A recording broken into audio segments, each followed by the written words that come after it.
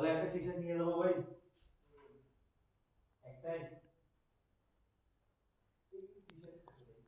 আলাইকুম এভরিওয়ান, কি অবস্থা সবার?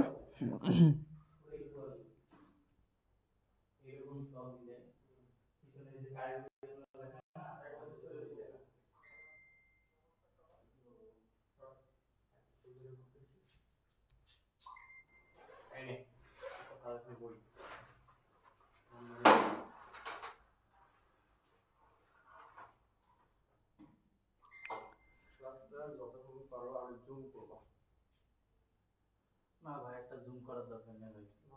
ভাই হলে ইয়া পর্যন্ত ঠেকে যাবে।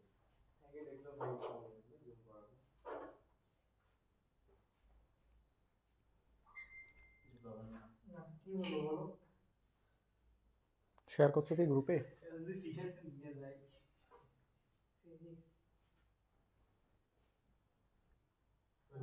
সবাই টিচার চাইবে।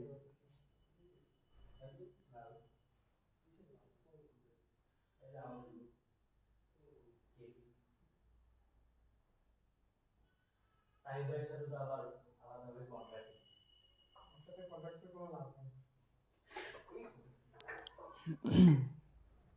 তো আমরা একটু দ্রুত জয়েন করি। রাবিয়া বর্ষি সালাম দিছে, ওয়ালাইকুম আসসালাম। আবু সুফিয়ান সালাম দিছে, ওয়ালাইকুম আসসালাম।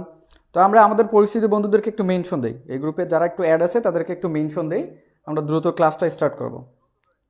একটু দেরি হয়েছে, এই জন্য আমরা এক্সট্রিমলি সরি। নীলাই কুমার সাহা বলছে, স্যার কেমন আছেন? আমি আছি আলহামদুলিল্লাহ ভালো।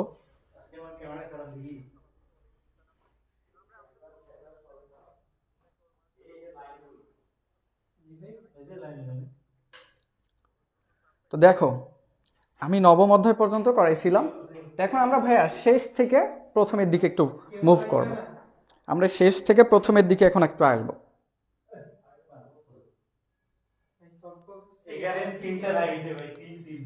আর মানসিক সালাম দিছে, ওয়ালাইকুম আসসালাম।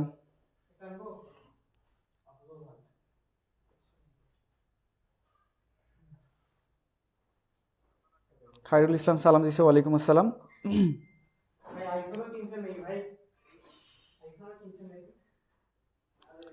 তো দেখো, আমরা একটু পড়াশোনায় ব্যাক করি। তোমরা একটু কমেন্ট করো, আমি পড়াশোনায় ব্যাক করি। তো ভাইয়া আমরা একটু শেষ থেকে প্রথমের দিকে মুভ করবো। এখন শেষ থেকে প্রথমের দিকে একটু আসবো। তো শেষের দিকে যে চ্যাপ্টারগুলো আছে, 15 অধ্যায়, 14 অধ্যায়, 13 অধ্যায়, তার মধ্যে 15 অধ্যায় থেকে এই পর্যন্ত কোনো কোশ্চেন আসেনি বোর্ডে। এই পর্যন্ত একটা কোশ্চেনও 15 অধ্যায় থেকে কোনোবারই বোর্ডে আসেনি। সো আমি এই জন্য 15 অধ্যায়টাকে স্কিপ করতেছি। আমরা এখন 14 অধ্যায় পড়বো এবং 13 অধ্যায়ের পার্ট 1 আজকে পড়াশোনা করবো। তো ভাইয়া চলো শুরু করে দিই। দেখো, এই 14 অধ্যায় থেকে খুবই গুরুত্বপূর্ণ যে প্রমাণ, সেটা হচ্ছে যে পিভি ইকুয়াল টু এনআরটি। এই সমীকরণটাকে বলা হইতেছে আদর্শ গ্যাসের সমীকরণ।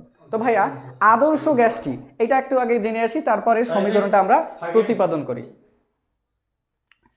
তো আদর্শ গ্যাস কি ভাইয়া? দেখো, আদর্শ গ্যাস হচ্ছে যে সকল গ্যাস চার্লস বয়েল এবং অ্যাভোগাড্রোস ল মেনে চলে, তাদেরকে বলা হইতেছে আদর্শ গ্যাস। কেমন আছেন ভাইয়া বলছে অর্পিতা? আমি আছি আলহামদুলিল্লাহ ভালো। দেখো, আদর্শ গ্যাস কি? যে সকল গ্যাস চার্লস বয়েল এবং অ্যাভোগাড্রোস ল মেনে চলে, ওই সকল গ্যাসগুলোকে বলা হইতেছে আদর্শ গ্যাস। তো চার্লস বয়েল এবং অ্যাভোগাড্রোস ল আগে শিখে আসি, তারপর এই সমীকরণটা আমরা প্রতিপাদনের দিকে যাই। দেখো, চার্লসের সূত্র, বয়েলের সূত্র,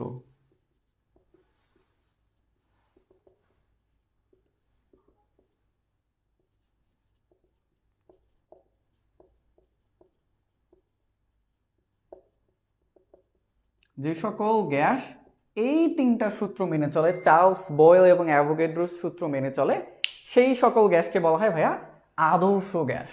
তো চার্লসের সূত্রটা কি ভাইয়া?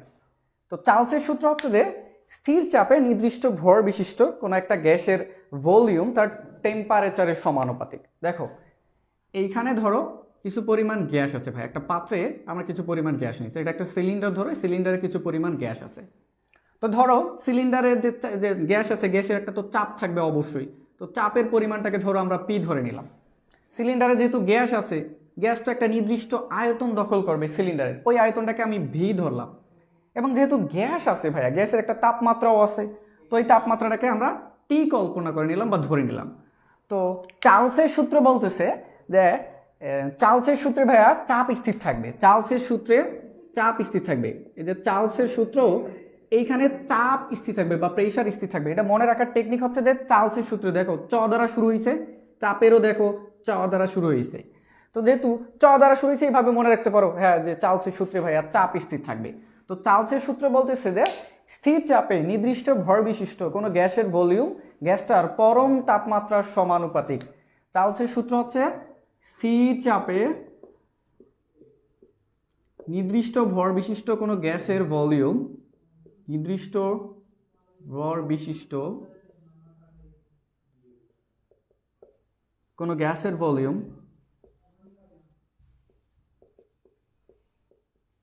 গ্যাসের আয়তন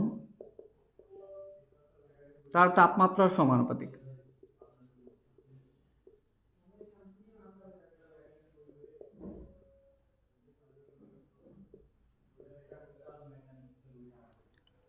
এটা হচ্ছে আমাদের চার্লসের সূত্র, যে স্থির চাপে নির্দিষ্ট ভর বিশিষ্ট কোনো গ্যাসের ভলিউম তার কিসের সমানুপাতিক? তাপমাত্রার সমানুপাতিক।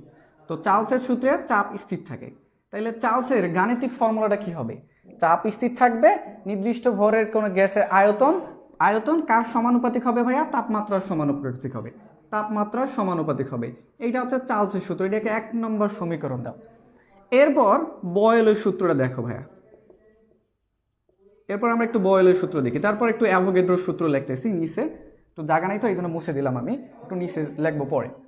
তো বয়েলের সূত্রটা কি ভাইয়া? এবার দেখো বয়েলের সূত্র হচ্ছে যে বয়েল, দেখো বয়েল করতে সিদ্ধ করতে কি দরকার? তাপ শক্তি দরকার বা তাপমাত্রা দরকার। তাহলে বয়েলের সূত্রে ভাইয়া তাপমাত্রা স্থির থাকবে, এভাবে মনে রাখতে পারো যে বয়েলের সূত্রে তাপমাত্রা স্থির থাকবে। তো তাপমাত্রা স্থির থাকলে নির্দিষ্ট ভর বিশিষ্ট কোনো গ্যাসের ভলিউম তার চাপের ব্যস্তানুপাতিক হবে। আমি আগে সূত্রটা লিখে দেই, তারপর গাণিতিক ফর্মুলাটা লিখি। যে তাপমাত্রা স্থির থাকলে বা স্থির তাপমাত্রায় লিখতে পারো, স্থির তাপমাত্রায় নির্দিষ্ট ভর বিশিষ্ট গ্যাসের ভলিউম, ভলিউম মানে হচ্ছে আয়তন, চাপের ব্যস্তানুপাতিক হবে, আয়তন তার চাপের ব্যস্তানুপাতিক হবে।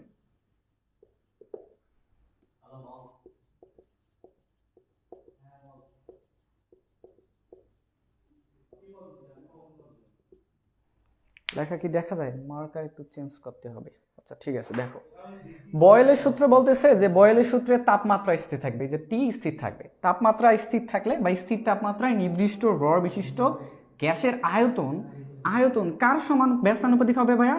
চাপের ব্যস্তানুপাতিক হবে। তো এখান থেকে আমি বলতে পারি যেহেতু বয়েলের সূত্রে তাপমাত্রা স্থির, তাপমাত্রা স্থির, তারপরে কি বলতেছে যে গ্যাসের আয়তন ভলিউম কার ব্যস্তানুপাতিক হবে ভাইয়া? চাপের ব্যস্তানুপাতিক হবে। তো চাপের ব্যস্তানুপাতিক লিখলাম, এটা হচ্ছে আমাদের বয়েলের সূত্র। তো এটাকে 2 নম্বর সমীকরণ দাও। এরপর আমাদের অ্যাভোগাড্রোর সমীকরণ লেখলেই এই সমীকরণ প্রতিপাদন হয়ে যাবে, আর একটু লাইন লেখলে প্রতিপাদন হয়ে যাবে। তো অ্যাভোগাড্রোর সূত্রটা এখন আমি একটু লিখি, যে অ্যাভোগাড্রো, এই সমীকরণগুলো তো বুঝো, এই সূত্রগুলো তো বোঝার কথা, এগুলো তো বাংলা পড়ো, এখানে কিছু নেই, জাস্ট শুধু এই তুমি বাংলা পড়াটা যদি পড়তে পারো তাহলে এই সূত্রগুলো এমনি তুমি লিখতে পারবা। তো অ্যাভোগাড্রোর সমীকরণ বা অ্যাভোগাড্রোর সূত্রটা কি? অ্যাভোগাড্রোর সূত্রটা কি? অ্যাভোগাড্রোর সূত্রটা হচ্ছে ভাইয়া একই উষ্ণতা এবং চাপে নির্দিষ্ট ভর বিশিষ্ট কোনো একটা গ্যাসের যে আয়তন, এটা তার মোল সংখ্যা অণুর সংখ্যার সমানুপাতিক হবে। আমি সূত্রটা লিখে দেই, তারপর বুঝাইতেছি বিষয়টা। স্যার আপনার নেট প্রবলেম হচ্ছে? সত্যি কি নেট প্রবলেম হচ্ছে?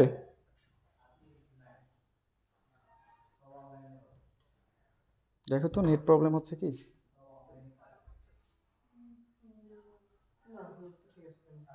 নিলয় কুমার সাহা, তোমার সম্ভবত তোমার নেট প্রবলেম আছে, আমাদের এখানে কোনো নেট প্রবলেম নাই। দেখো ভাইয়া অ্যাভোগাড্রোর সূত্রটা হচ্ছে যে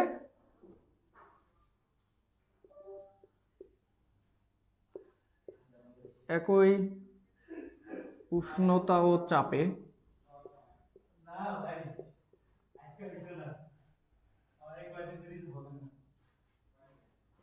নির্দিষ্ট ভর বিশিষ্ট গ্যাসের আয়তন তার অণুর সংখ্যার সমানুপাতিক। অণুর সংখ্যার সমানুপাতিক।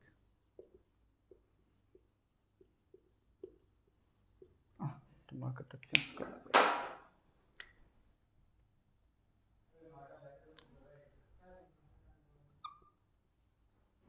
অর্থাৎ volume is proportional two N.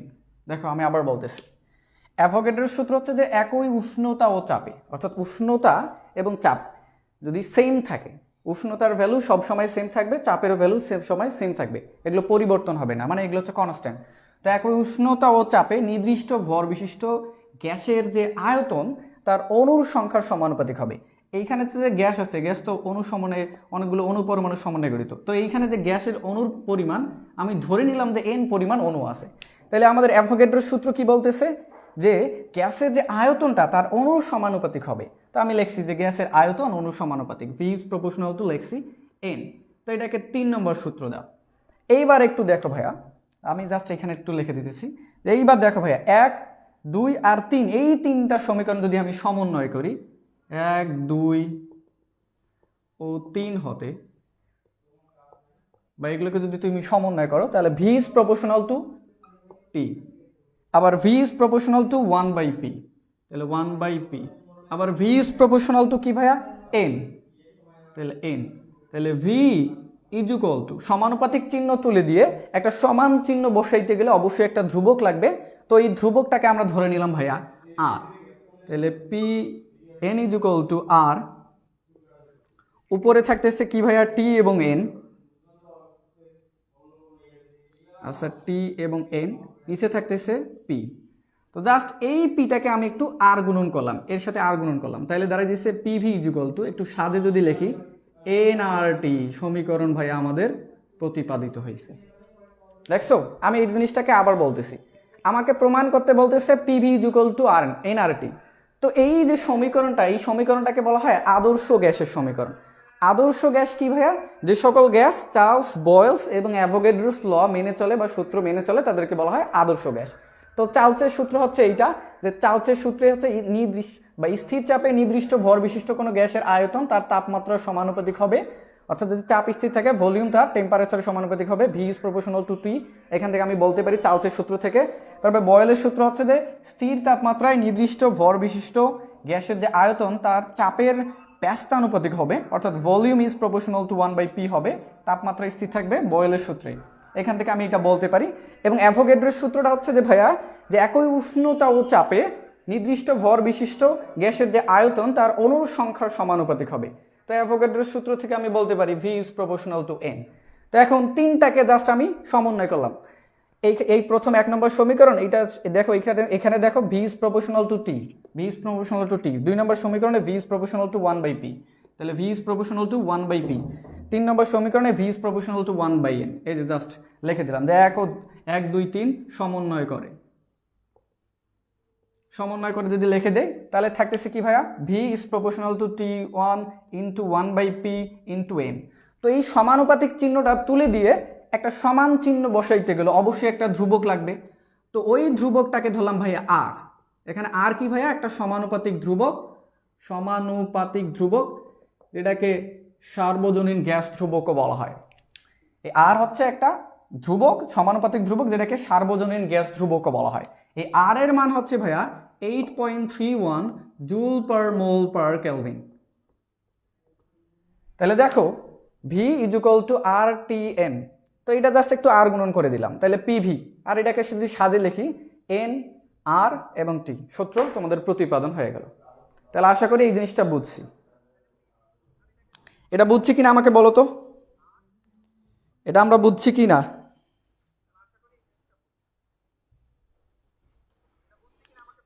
এটা ক্লিয়ার কিনা বলো।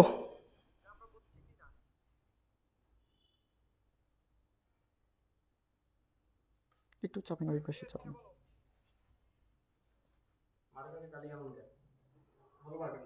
নিচে ভালো মার্কা নিচে, এটা মনে হয় সমস্যা ছিল। আচ্ছা,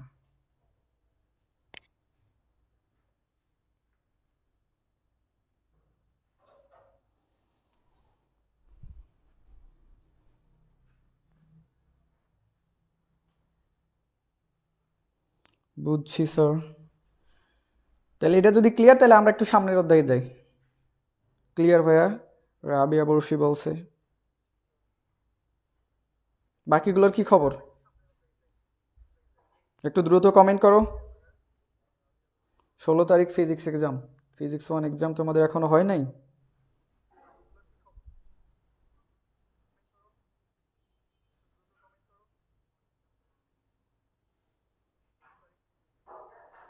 অনেক বলছে জি।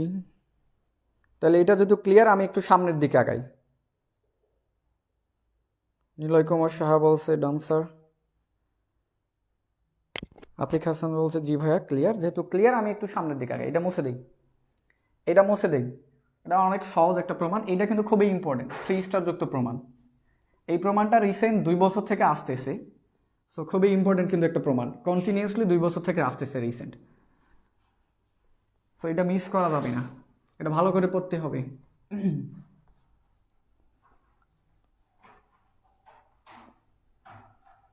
তাহলে 14 অধ্যায় আমাদের কাছে ক্লিয়ার। এবার একটু আমি 13 অধ্যায়ের দিকে ব্যাক করি।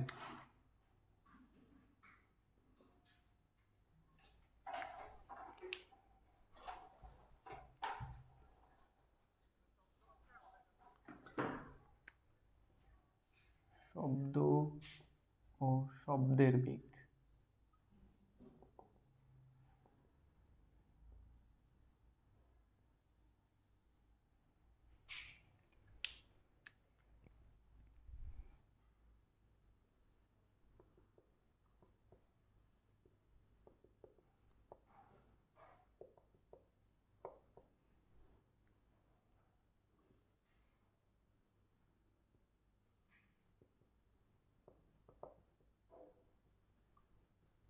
দেখো 13 অধ্যায়ের নাম হচ্ছে যে শব্দ ও শব্দের বেগ। তো শব্দ কি ভাইয়া? শব্দ হচ্ছে এক প্রকার শক্তি, তো যার সাহায্যে আমরা কিন্তু শুনতে পাই, বা যেটা আমাদের শোনার অনুভূতি যোগায়। তাহলে শব্দ কি ভাইয়া? এক প্রকার শক্তি যা আমাদের শোনার অনুভূতি যোগায়। তো এই যে শক্তিটা, আমি যে কথা বলতেছি, তুমি কিভাবে শুনতেছো, বা শব্দ শক্তিটা কিভাবে আমার কাছ থেকে তোমার কাছে যাইতেছে, এইটা জিনিসটা একটু দেখে এরপর আমরা এই অধ্যায়ের ডিপ টপিক্সের দিকে প্রবেশ করি। দেখো ভাইয়া, ধরো আমি এখান থেকে কথা বলতেছি, তা আমি যদি এখান থেকে কথা বলি, আমার আশেপাশে অনেকগুলো বাতাস, বায়ু আছে, বায়ুর কণা অনুপরমাণু দিয়ে গঠিত, তুমি তো জানো। তো এই যে বায়ুর এখানে কণা, এগুলো কণা, ধরো এটা হচ্ছে কণা, এগুলো হচ্ছে অসংখ্য কণা, বায়ুর কণা। এখানে ধরো তুমি আসো, এখানে তুমি আসো।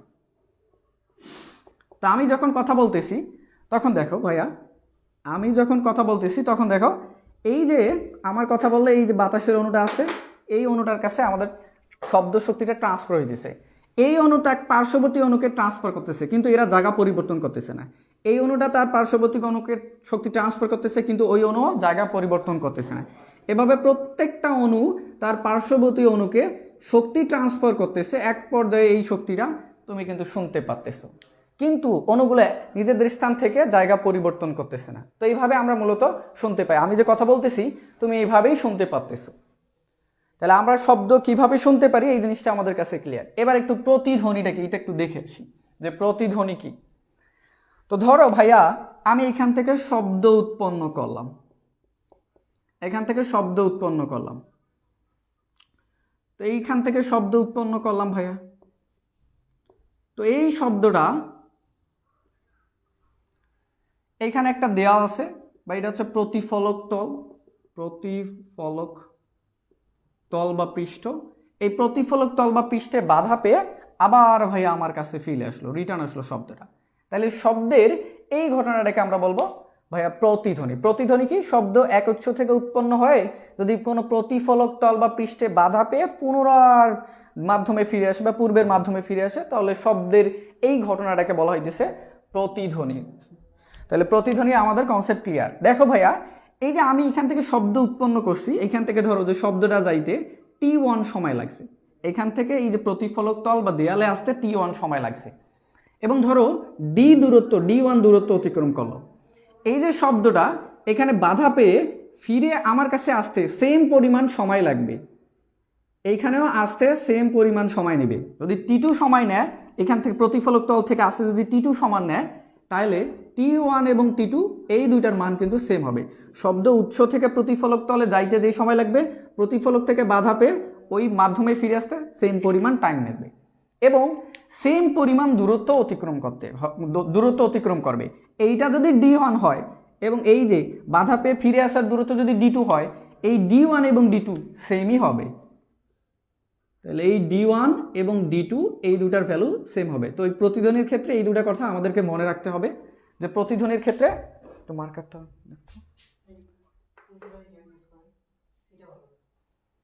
কালি নেই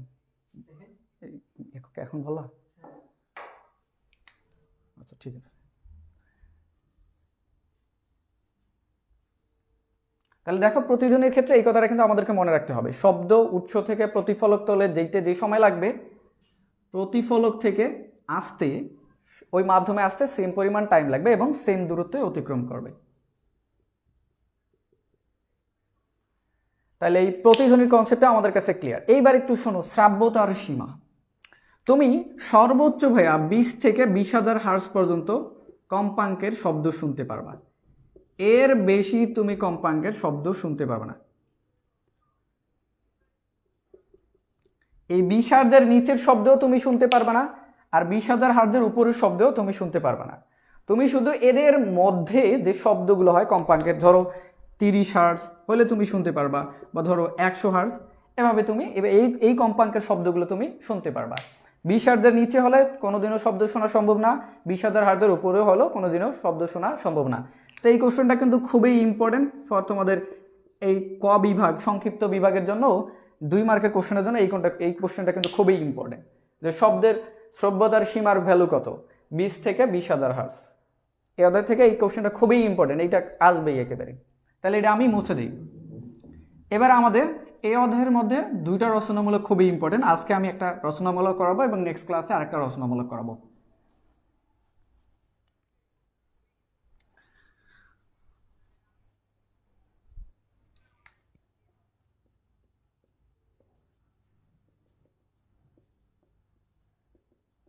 প্রতিধ্বনির সাহায্যে সমুদ্রের গভীরতা নির্ণয়।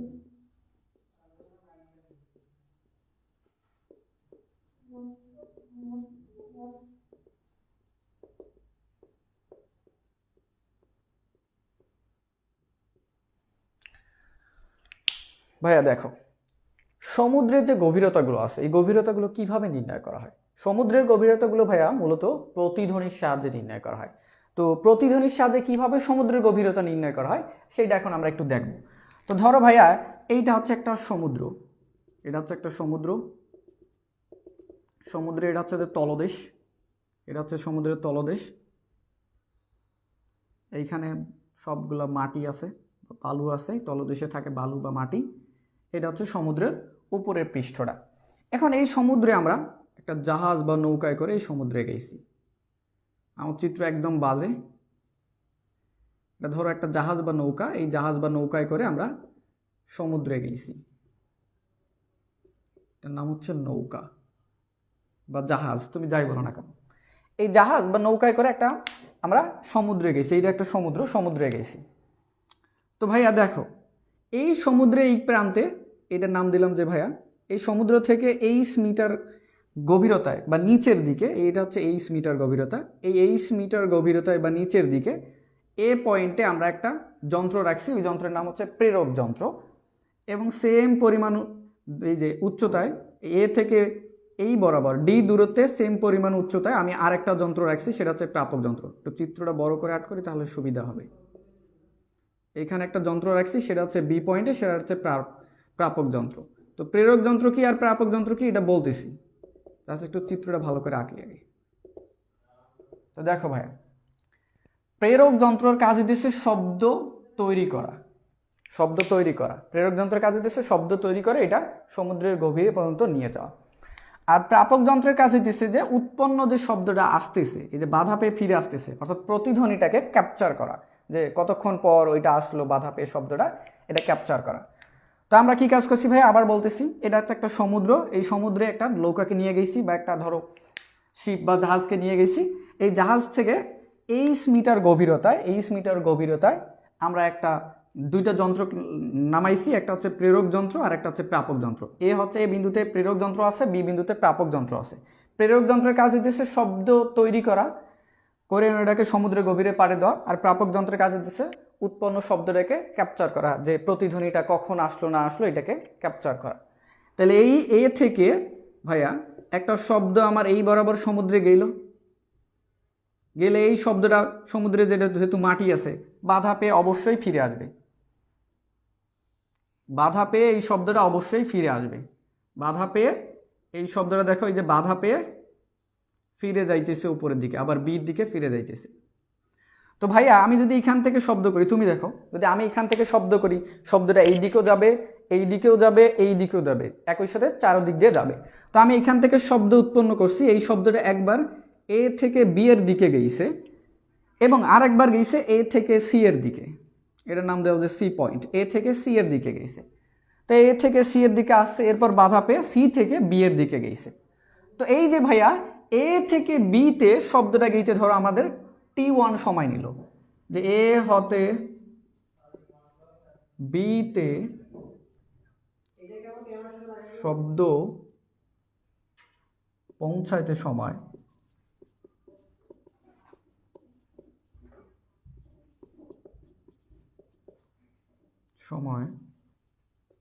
T1, এ থেকে শব্দটা বিতে পৌঁছাইতে ধরো যে T1 সময় নিছে। তো আমরা শব্দ কিভাবে চলে ভাইয়া, সমবেগে চলে। তো আমরা সমবেগের জন্য একটা সূত্র শিখেছি, এস ইকুয়াল টু ভিটি। তাহলে এই এতটুকু দূরত্বের জন্য এটা হচ্ছে আমাদের, এই ডিটাই হচ্ছে আমাদের এখানে এস, তাহলে D equal to V into T. ধরলাম যে শব্দের বেগটা হচ্ছে এখানে ভি, তাহলে ভি ইন্টু টি এর ভ্যালু কতটুকু ভাইয়া, টি এর ভ্যালু কতটুকু, T1। তো এইটা হচ্ছে আমাদের এ থেকে বিতে শব্দটা যেইতে কতটুকু দূরত্ব অতিক্রম করছে তার ফর্মুলা এইটা, এই যে শব্দ সমবেগে যায় তার এইটা হচ্ছে ফর্মুলা। তো এইখান থেকে আমরা শব্দের বেগ ভি সমান বের করতে পারি ডি ভাগ T1। কারণ প্রশ্ন হইতে পারে ভাইয়া কেন আপনি শব্দের বেগ বের করলেন, কেন শব্দের বেগ বের করলেন? দেখো শব্দটা এই বরাবর যাইতেছে, এই বরাবর সে একটা দূরত্ব অতিক্রম, দূরত্বের ভ্যালু আমরা জানি যে ডি দূরত্ব। তো এইখান থেকে আমরা সমবেগের ফর্মুলা অ্যাপ্লাই করে যে ডি সমান ভি ইন্টু T1 লেখছি। এখন এই যে এ থেকে তো সি বরাবরও শব্দ যাবে, যাওয়ার পর এই এটা বাধা পেয়ে সি থেকে বি বিন্দুতে আবার আসবে। তো এই বরাবর শব্দের বেগ কত তুমি কি জানো? জানো না। শব্দ এইখানে যে বেগে যাবে এইখানেও সেম বেগে যাবে। তো তুমি এইখান বরাবর এইখানে এ থেকে বিতে যাইতে তুমি সূত্র জানো, সূত্র থেকে বেগ বের করছো। তো বেগ বের করলে ওই বেগ দিয়ে সেম পরিমাণ বেগ দিয়ে এস থেকে সিতেও যাবে, সি থেকে বিতেও আসবে। এই জন্য এইখান থেকে এই সমীকরণটা থেকে আমরা মূলত শব্দের বেগ বের করলাম। তো আশা করি এটা বুঝাইতে পারছি। এরপর এ থেকে সি শব্দটা, এ থেকে সি এবং সি থেকে ভাইয়া বাধা পেয়ে আবার বিতে আসবে, সি থেকে লিখবা যে এ থেকে সি, এ হতে সি এবং সি থেকে যে বিতে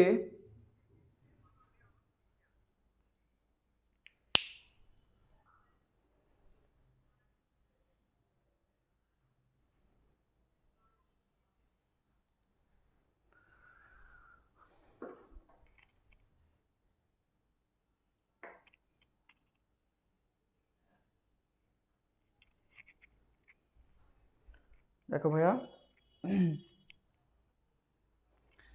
এখন মেবি দেখা যায়,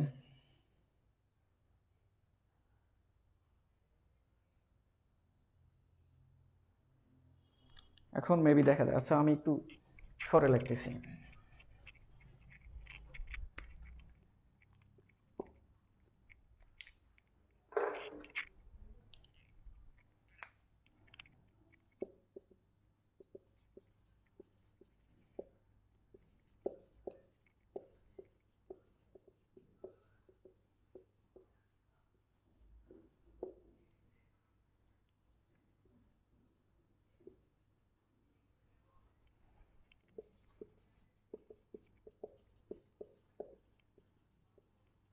দেখো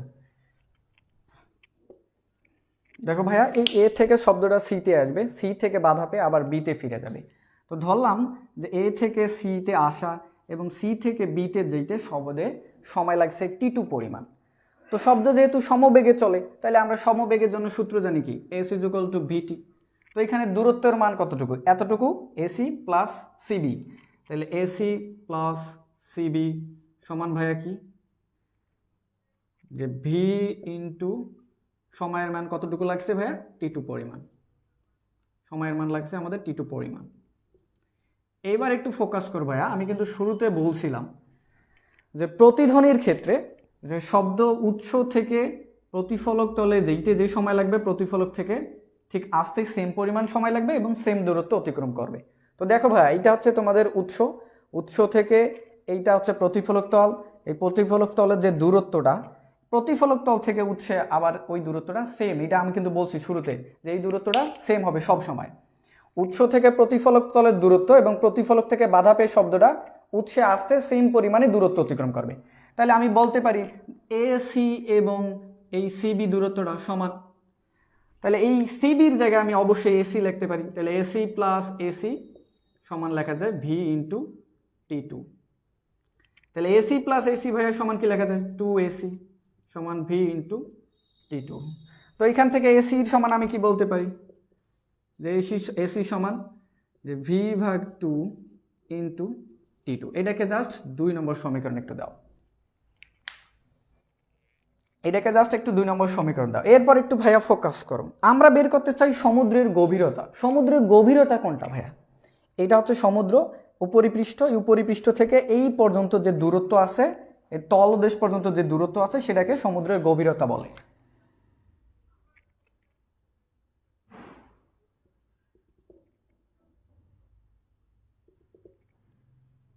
এইটা হচ্ছে সমুদ্রের পৃষ্ঠ ভাইয়া, এই যে সমুদ্রের উপরের পৃষ্ঠ, উপরের পৃষ্ঠ থেকে তলদেশ পর্যন্ত যে উচ্চতাটা, এটা হচ্ছে সমুদ্রের গভীরতা। তো আমরা ভাইয়া গভীরতার মানটা বের করতে চাই। তো আমি সি থেকে জাস্ট এই এবির উপর একটা লম্ব টেনে দিলাম, এই একটা লম্ব টেনে দিলাম। তো দেখো ভাইয়া, এই যে গভীরতা মানে কি, এই এতটুকু উচ্চতা প্লাস এতটুকু উচ্চতা। কারণ এই যে তুমি ওই যে জাহাজ থেকে কত নিচে বা কত গভীরতায় তুমি যন্ত্র দুইটাকে ফেলছো, অবশ্যই তুমি ওই উচ্চতাটা জানো। ধরো জাহাজ থেকে তুমি 20 মিটার গভীরতায় তুমি প্রেরক যন্ত্র এবং প্রাপক যন্ত্র ফেলাইছো, তাইলে ওই উচ্চতা তোমাদের জানা থাকবে। তাহলে এতটুকু উচ্চতার মান আমাদের জানা থাকবে, এতটুকু উচ্চতার মান আমরা ধরে নিচ্ছি যে এইচ। তাহলে আর এই যে এতটুকু উচ্চতা, এই উচ্চতাটাকে বের করলে আমাদের কাজ হয়ে যাবে। তাহলে আমরা লিখবো যে এতটুকু উচ্চতা প্লাস এতটুকু উচ্চতা সমান হচ্ছে আমাদের সমুদ্রের গভীরতা। তো এতটুকু উচ্চতা আমাদেরকে এখন বের করতে হবে। তো দেখো ভাইয়া, এইটা আমরা কিভাবে বের করতে পারি, দেখো আমরা তো এসির মান বের করলাম, এতটুকুর মান বের করলাম। এখন এই যে এ বি আছে ভাইয়া, এ থেকে বি পর্যন্ত যে দূরত্ব, এই দূরত্বটাকে সিডি লম্বটা দুইটা সমান অংশে বিভক্ত করছে। এ থেকে সি পর্যন্ত, এ থেকে বি পর্যন্ত যে দূরত্ব, এটা হচ্ছে কতটুকু ভাইয়া, ডি। এই ডি দূরত্বটাকে সি যে একটা লম্ব ধরলাম যে সিই লম্ব, এই সিই লম্বটা দুইটা সমান অংশে বিভক্ত করছে, দুইটা সমান অংশে বিভক্ত করছে। এটা দূরত্বটা হচ্ছে ডি দূরত্ব, এইখানে উপরেও দিতে পারো, সমস্যা নাই। এই যে এ থেকে বি পর্যন্ত যে দূরত্ব, সেটার মান হচ্ছে কয় ভাইয়া, কত ভাইয়া, ডি। এই ডি দূরত্বটাকে সিই লম্ব দুইটা সমান অংশে বিভক্ত করছে বা সমান দুইটা অংশে খণ্ডিত করছে। তাহলে আমি বলতে পারি যে এ বি এই দূরত্বটা, আমি বলতে পারি যে এই দূরত্বটা হচ্ছে আমাদের পুরো দূরত্বের অর্ধেক। পুরো দূরত্ব হচ্ছে এবি, এবির অর্ধেক। তাহলে এই সমান কি লেখা যায়, এ বি ভাগ 2। এ বির ভ্যালু কত ভাইয়া, এ থেকে বি পর্যন্ত দূরত্বের ভ্যালু হচ্ছে ডি, ডি ভাগ 2। এ থেকে বি পর্যন্ত দূরত্বের ভ্যালু হচ্ছে ডি ভাগ 2। এর আর একটা সমীকরণ দাও, 3 নম্বর সমীকরণ দাও। তাহলে দেখো আমরা এতটুকু পাইলাম, এ থেকে ইর মান পাইলাম, এ থেকে সি এর মান পাইলাম। তো দেখো ভাই, এটা একটা সমকোণী ত্রিভুজ না, এটা 90 ডিগ্রি। তো সমকোণী ত্রিভুজের লাগবে আমাদের কি ভাইয়া, উচ্চতা লাগবে। সমকোণী ত্রিভুজের ভ্যালু আমাদের লাগবে উচ্চতা। আমাদের দেওয়া আছে অতিভুজ এবং এইটা ভালো আরেকটা বাহু দেওয়া আছে। তাহলে আমি পিথাগোরাসের সূত্র খাটাইতে পারি এই ত্রিভুজটার ক্ষেত্রে, এ সি ই, এই ত্রিভুজটার ক্ষেত্রে পিথাগোরাসের সূত্র খাটাই তো আমি এই উচ্চতার মানটা বের করতে পারবো। তাহলে এখানে তুমি লিখবে, লিখে দেবা যে ত্রিভুজ এ সি ই হতে আমরা জানি অতিভুজ স্কয়ার ইজ ইকুয়াল টু লম্ব স্কয়ার প্লাস ভূমি স্কয়ার। এসি স্কোয়ার সমান লম্ব স্কোয়ার প্লাস ভূমি স্কোয়ার। লম্বের ভ্যালু কতটুকু? এই সিই প্লাস ভূমির স্কোয়ার, ভূমির ভ্যালু কতটুকু? এসি, সরি এই হবে। তো ভাইয়া আমাদের লাগবে কি এই সি থেকে এই পর্যন্ত এই ডিস্টেন্সটা বা উচ্চতার ভ্যালুটা লাগবে। তো সি স্কোয়ার সমান কি লেখা যায়? এসি স্কোয়ার প্লাস মাইনাস এই স্কোয়ার, এটা লেখাই যায়। তো এসির মান কত ভাইয়া? এসির মান আমি বের করছি তো, এই যে দেখো V by two into T2 এর উপর স্কোয়ার মাইনাস এর ভ্যালু কত? এর ভ্যালু দেখো বের করছি, এর ভ্যালু বের করছি। এর ভ্যালু কতটুকু ভাইয়া? b/2 ab/2 এরপর স্কোয়ার আছে। এতটুকু পর্যন্ত আমরা বুঝছি কিনা আমাকে বলো তো?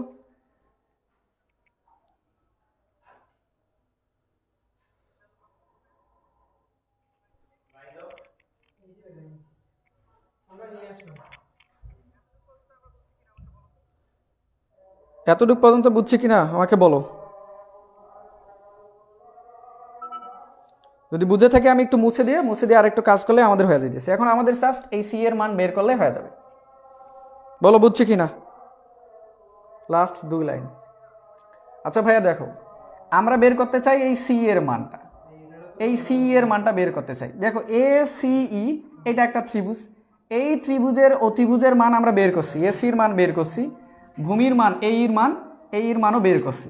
তো আমরা এটা যেহেতু একটা সমকোণী ত্রিভুজ, সমকোণী ত্রিভুজের মান লাগবে সি এর মান, এই যে উচ্চতার মান লাগবে। তো এটা তো আমরা পিথাগোরাস ফেলে দিয়ে তো বের করতে পারি। আমি লিখছি যে অতিভুজ স্কোয়ার ইজ ইকুয়াল টু লম্ব স্কোয়ার প্লাস ভূমি স্কোয়ার। ওইখান থেকে আমরা বের করতে চাই সি মানে উচ্চতার মান বের করতে চাই। তাহলে সি স্কোয়ার সমান জাস্ট একটু আর গুণন পার করে দিছি, পার করে দিলে এটা চলে আসবে, এই লাইন আসবে আমাদের। এখন এসির মান তুমি মান তো বের করছো, এসির মান হচ্ছে v/2 ইন্টু T2 লিখে দিছি। এবি এই যে এর মান কত ভাইয়া? ab/2। আর এবির মান কত ভাইয়া? d/2। জাস্ট এখানে d/2 লিখে দেবা। আমি এখানে d লিখে নিই, তোমার লিখে দিবে যে d/2।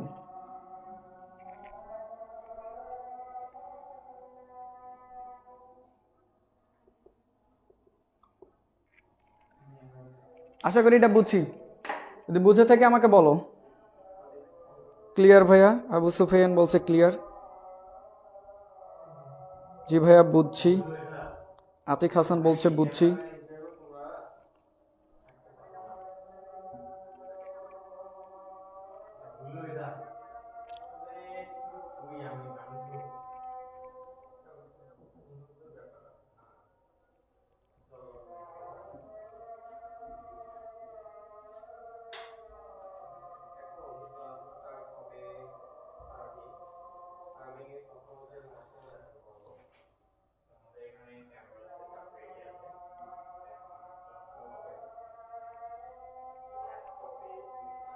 দেখো ভাইয়া আমি এটা মুছে দিতেছি, এটা জাস্ট মুছে দিতেছি। দেখো এখানে একটু দেখো, সি স্কোয়ার সমান এই যে ভি শব্দের বেগের মান কতটুকু? এই যে শব্দের বেগের মান কতটুকু? ভি এর মান কতটুকু? d/t1। এখন জাস্ট একটু বসে দেই যে d/t1। আর যেহেতু এখানে 2টা ভাগ আছে তাহলে অবশ্যই এটা উপরে উঠে যাবে। এইটা আমাদের মানটা এখানে বসে দিলে ভালো হইতো, মেবি এইখানে বসে দিলে আরো বিষয়টা বুঝতে সুবিধা হইতো। এই যে ভি এর মান হচ্ছে d/t1, এখানে মানটা বসে দিলে সুবিধা হইতো। এখন এখানে একটু বসে দিলে একটু ডিফিকাল্ট লাগতে পারে, এখানে বসে দিবা যে ভি এর মান কত ভাই? d/t1। তো এখানে আগে থেকে ছিল আমাদের 2, এইখানে বসে দিলে সুবিধা হবে তোমাদের। এই ডি এর মানটা ভি এর মানটা এখানে বসে দিলে সুবিধা হবে। তাহলে ভি এর মানটা এখানে আমরা একটু জাস্ট এখানে কি এসি এর মানটা কি d/2t1, তাহলে d/2t1। এখন একটু ফোকাস করো, এই যে d/2, এই যে d/2 এটা কমন নিতে পারি না আমি? অবশ্যই কমন নিতে পারি এখান থেকে, যে d/2 এইটা স্কোয়ার যদি কমন নেই তাহলে কি থাকবে ভাইয়া? এখানে কি পরে থাকবে আমাকে বলতো? যদি d/2 কমন নেই তাহলে পরে থাকবে আমাদের t2 স্কোয়ার ডিভাইডেড বাই এখানে থাকতেছে t1 স্কোয়ার, বা একবারে লিখতে পারি স্কোয়ারটাকে বিভক্ত করে দেবে t2 square divided by t1 square -1, এটা কমন না মানে ভাগ দাও, এটাকে ভাগ দিলে থাকতেছে শুধুমাত্র 1। এখানে একটা ক্লাস হচ্ছে ফিজিক্স 1 প্রথম সেমিস্টারে, আর এই রুমে আমি ক্লাস নেব এখন। দেখো আমি আবার বলতেছি, দেখো এই যে d/2, এখানে আছে d/2, জাস্ট আমি এটাকে কমন নিলাম। এটাকে যদি কমন নেই তাইলে থাকতেছে কি ভাই, এখানে t2 উপরে থাকতেছে, নিচে থাকতেছে t1, আর এখানে কমন না মানে কি ওইটা দ্বারা ওটাকে ভাগ দেওয়া, কিছু থাকতেছে না, 1 থাকতেছে, জাস্ট আমি ওই লাইনটাই লিখলাম। তাহলে আমি একটু মুছে দেই এখানে একটু, আর একটু লেখলে আমাদের প্রমাণটা শেষ হয়ে যাবে।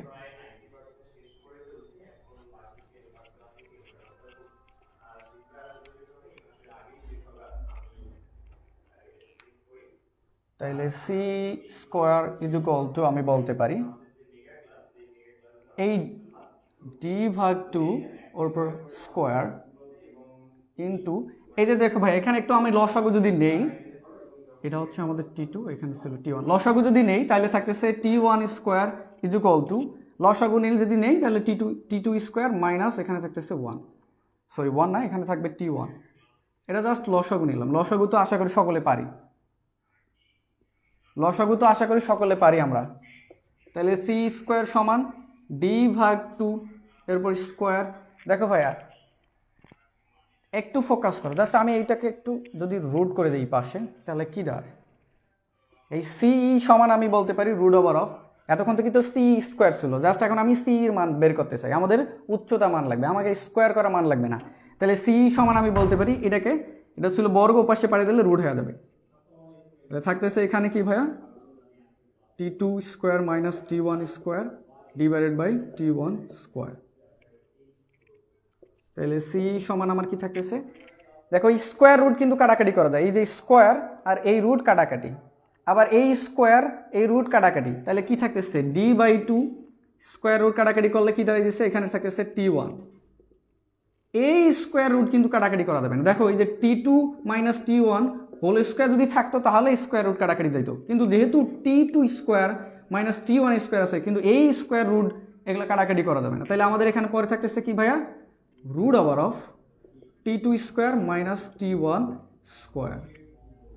তো এই d/2, এই যে d/t1, এইটার সমান কি লেখা যায় আবার, আমি কিন্তু শুরুতে একটা ফর্মুলা লিখছিলাম যে a থেকে b তে যাইতে সময় d v ইন্টু t1 লিখছিলাম। মনে করে দেখো যে a থেকে b তে এই প্রস্থ বরাবর যাইতে সময় লাগছিল প্রস্থ বরাবর সূত্র লিখছিলাম যে d সমান v ইন্টু t1, তাহলে আমি এখান থেকে v সমান বলতে পারি অবশ্যই d/t1। প্রস্থ বরাবর যে বেগ ছিল তার পরিমাণটা, তার পরিমাণটা হচ্ছে v d/t1। তাহলে এই d/t1 এর জায়গাতে অবশ্যই আমি v লিখতে পারি, এই d/t1 এর জায়গায় আমি v লিখতে পারি, তাহলে v/2 ইন্টু থাকতেছে √, t2² মাইনাস t1²। তো এটা কি আমাদের ভাইয়া, আমি নদীটাকে আরেকবার আট করি তাহলে সুবিধা হবে বুঝতে।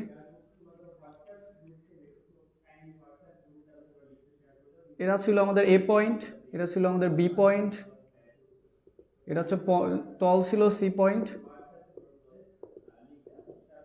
এটা ছিল আমাদের নৌকা, এই ছিল নৌকা, জাস্ট একটু ধরে নাও আমার চিত্র খুব খারাপ, এটা ছিল আমাদের নদী। তো এই উচ্চতার মান কিন্তু আমি তখন বলছিলাম যে এই উচ্চতার মান x। এখন এইটুকু যদি উচ্চতা h হয় আর c এই উচ্চতা তুমি বের করলা, তাহলে টোটাল উচ্চতা কোনো বের করা ব্যাপার, তাহলে নদীর টোটাল উচ্চতা বা নদীর গভীরতা দিতে পারো, যে সমুদ্র বা নদীর গভীরতা, অতএব সমুদ্রের গভীরতা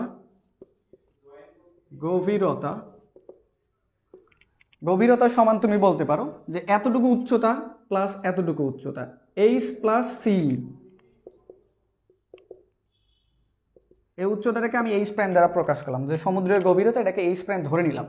তাহলে h প্রাইমের মান কতটুকু বাড়াইছে সে ভাইয়া, h প্লাস c এর মান কত, যে দেখো v/2 into √, t2² minus t1²। সমীকরণ আমাদের প্রতিপাদিত হয়েছে। তো আমরা এটা বুঝছি কিনা বলো তো, এটা আশা করি বোঝার কথা, বুঝছি কিনা আমাকে বলো।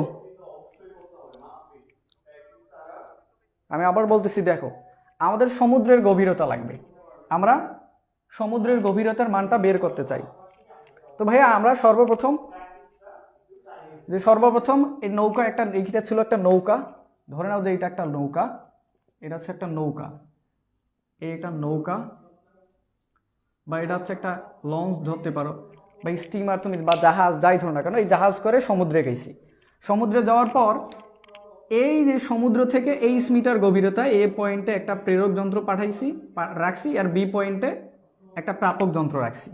এ থেকে বি পর্যন্ত যে দূরত্ব বা ডিস্টেন্সটা, এতটুকু ডিস্টেন্স হচ্ছে আমাদের ডি দূরত্ব। এ থেকে বি পর্যন্ত ডিস্টেন্সটা, এটা বি দূরত্ব, এটা ধরে নিছি। তো যখন আমি এখান থেকে শব্দ উৎপন্ন করব, শব্দের কাজ কি, চারপাশ দিয়ে ছোটাছুটি করবে। তো শব্দটা এ থেকে একবার বি এর পথে যাবে, আরেকবার এ থেকে সি এর পথে আসবে, সি বরাবর আসবে। তো এ থেকে যদি সি বরাবর আসে, তাহলে এইটা আসার পর বাধা পাবে, সমুদ্রের মাটিতে বাধা পেয়ে আবার পুনরায় সিবি পথে ফিরে যাবে। তো এই যে শব্দ এসে বাধা পেয়ে ফিরে যাওয়াটাকে বলা হচ্ছে প্রতিধ্বনি। এটা হচ্ছে প্রতিধ্বনির সাহায্যে আমরা এখন সমুদ্রের গভীরতা নির্ণয় করব। তো আমরা এ থেকে বি যেতে শব্দ কতটুকু দূরত্ব অতিক্রম করছে সেই সূত্রটা অ্যাপ্লাই করছি, যে শব্দ যেহেতু সমবেগে যায়, তো সেই সূত্র হচ্ছে যে সমবেগে এস ইকুয়াল টু ভিটি, এটা শুরুতে দেখাইছি। ওই সূত্র অ্যাপ্লাই করে সর্বপ্রথম শব্দের বেগ নির্ণয় করছি। এ বি পথে শব্দের যে বেগ লাগবে সেই বেগের মান আমরা বের করছিলাম। এই যে বেগ ভি বের করছিলাম যে d/t1। কেন বেগ বের করছি? কারণ শব্দটা এ বিতেও গেছে, এসি বরাবর, এসি যে সিবি বরাবর ব্যাক করছে। তো এই বরাবর এসি বরাবর গেইতে শব্দের বেগের মান কিন্তু তুমি জানো না।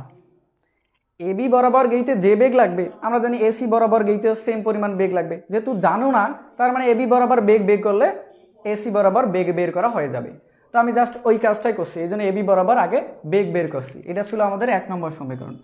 বেগ বের করার পর এ থেকে সি থেকে বি, এই যে দূরত্বটা, এই দূরত্ব এ থেকে সি থেকে বি, এই দূরত্বটা ইকুয়াল টু আমরা বলতে পারি ভিটি। ভি ইন্টু টি এর ভ্যালু কতটুকু লাগছে, এ থেকে সি থেকে বি থেকে ইতে কতটুকু লাগছে, টি2 সময় লাগছিল। এটা তো আমি তোমাদের বলছি তখন। তো যদি টি2 সময় নেয় তো তখন সেক্ষেত্রে আমরা এটা লিখতে পারি যে এ সি, আমি একটু লেখাইছিলাম তোমাদের একটু দেখাই আবার। তো ওইখানে লিখছিলাম যে AC plus BC equal to লিখছিলাম যে ভি ইন্টু টি2 লিখছিলাম। তো এই ভি এর মান কতটুকু, ভি এর মান আমরা বের করছি d/t1 ইন্টু টি2 ছিল। তো ভাইয়া এ থেকে সি থেকে বি এই দূরত্বটা সেম। কেন সেম? প্রতিধ্বনির সাথে তোমাকে কিন্তু দেখাইছি। তাহলে এসি প্লাস বিসি জায়গায় আমি অবশ্যই এসি বলতে পারি, যেহেতু এসি এবং বিসি সেম। তো এখান থেকে 2ac সমান লেখা যায় d/t1 ইন্টু টি2। তো এখান থেকে কিন্তু আমি তোমাদের এসির মানও বের করে দেখাইছিলাম যে এসির মান হচ্ছে d/t1 2t1, উপরে ছিল আমাদের টি2। এটা বের করে দেখাইছিলাম কিন্তু তখনই। তো আমরা এসির মান বের করলাম, আর আমরা জানি যে এই এবি দূরত্বটাকে সিডি লম্বটা দুইটা সমান অংশে বিভক্ত করবে, সমান অংশ বিভক্ত করছে। তাইলে আমরা যেহেতু সমান অংশে বিভক্ত করছে, তাহলে আমি বলতে পারি যে এবি এইটাকে যেহেতু এই সিডি লম্বটা সমান অংশে বিভক্ত করছে, তাহলে আমি বলতে পারি এ থেকে ই পর্যন্ত যে দূরত্বটা, এটা এবির অর্ধেক, আমি বলতে পারি অর্ধেক। তাহলে এখান থেকে এ এর মানও বের করছি, এ এর মান এটা এতটুকু মান ছিল, এবির মান ছিল d/2, এখান থেকে এই এর মানও বের করছি।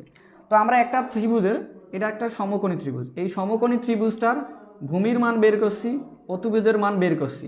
এই উচ্চতার মানটা আমাদের লাগবে, এই উচ্চতার মান বের করলে আমাদের গভীরতা বের হয়ে যাবে।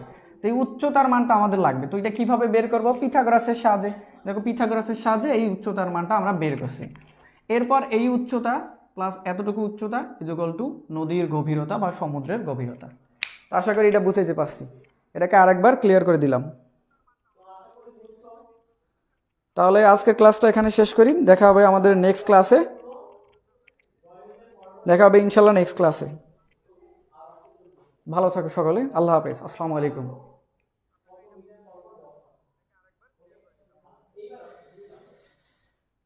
এমডি হোসাইন বলছে ক্লিয়ার ভাইয়া।